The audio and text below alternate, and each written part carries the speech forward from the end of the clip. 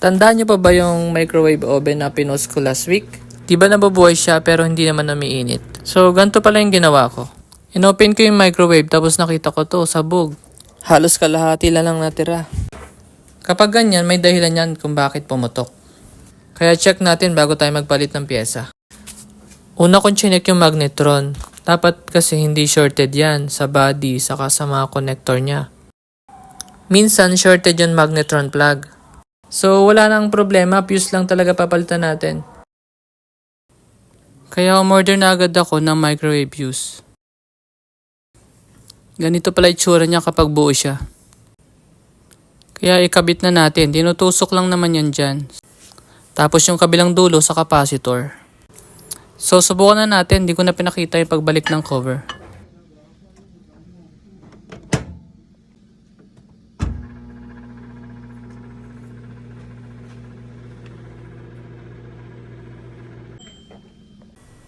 So ayan, kung makikita nyo, mausok.